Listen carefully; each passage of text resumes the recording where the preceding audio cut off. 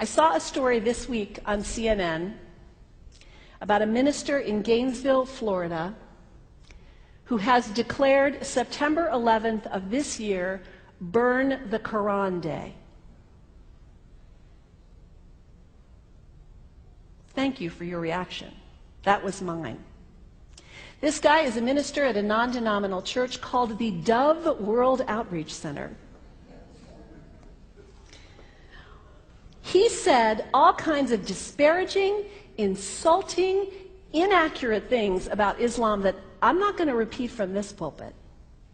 His message is about hate and fear. And I can assure you, there is nothing in the Gospels, there is nothing in the teaching of Jesus Christ that says anything about burning the holy texts of other traditions.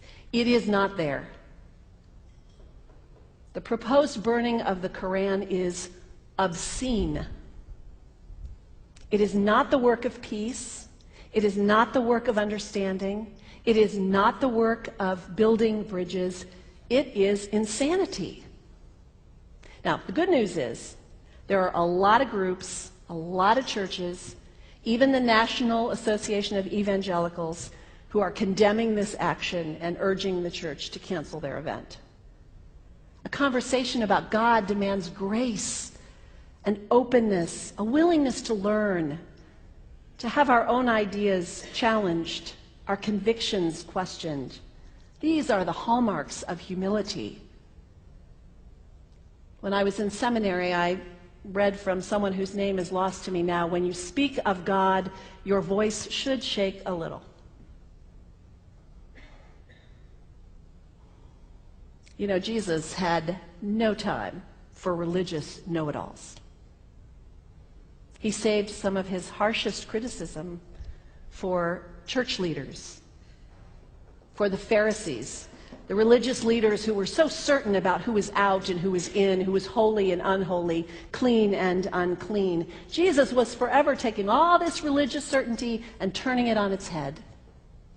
And we can only imagine what Jesus would have said about Pastor Terry Jones and his Burn the Quran campaign. I think he would say, this has got to stop.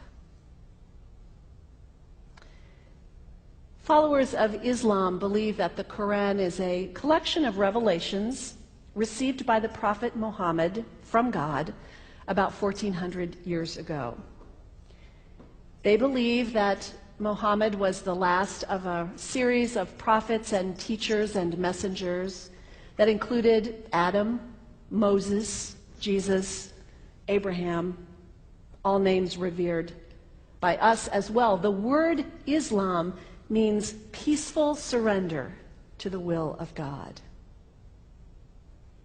The Quran was written at a time when the Muslim people were being driven from their homes, persecuted, and killed. The Old Testament was written at a time when Jewish people were being driven from their homes, persecuted, and killed. And religious scholars will tell you that most holy scriptures have stories of war and violence in them. Throughout history, most faiths have used these texts to justify violence. And if there's anyone in this room at this moment who's thinking that I've got it wrong, after church today, pull out your Bible and look up Psalm 137. And you'll see that our own text has passages that can make us uncomfortable. But also, like the Bible, the predominant message of the Quran is of peace and care and loving God, justice, care for the neighbor, care for the stranger. In the Bible, we have thou shalt not kill. In the Quran, we have whoever kills another, surely he is killing all of humanity. And whoever saves the life of another, surely he saves the lives of all humanity. These are words of peace, words of faith, words that could save the world if we would take them to heart. The second thing you can do, the next time someone sends you one of those emails demonizing Islam, delete it. Don't forward it. Don't participate in the stereotyping. Don't give in to your fear. It's okay to be a little afraid. We all have those emotions. Just don't give in to it. Don't sign on for it. Don't focus on this tiny group of extremists who commit acts of violence.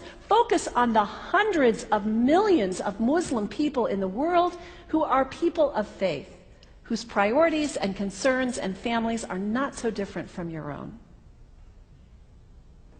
And third, when you think of Muslim people, think of individuals. Think of the professor at Ohio State.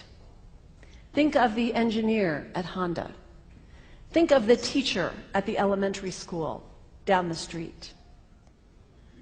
When you think of Muslim people, remember those who died on 9/11, not the hijackers. There was only a handful of them. Remember Mohammed Sunhami Hamandi.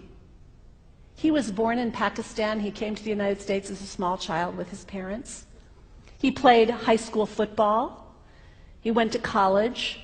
He became a part-time ambulance driver. He died, this Muslim young man, on 9/11, trying to rescue people and save lives. When you think of Muslim people, remember Mohammed Salahuddin Cloudhurry. He was a waiter at Windows on the World, which was at the top of the World Trade Center. He died that day. His wife had their baby 2 days later. When you think of Muslim people, remember Rama Salih.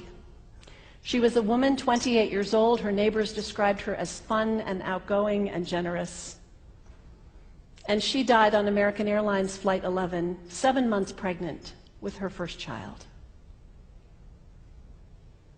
Remember the founder of the Islamic Circle of North America, who worked in the World Trade Center and also died on September 11th. That same group now is giving away tens of thousands of copies of the Quran in response to the campaign about burning the Quran. In the language of their own tradition, they are spreading words of faith and peace and hope. One of the ladies at the 8:30 service this morning said to me after, maybe we should declare September 11th, buy a Quran and read some of it.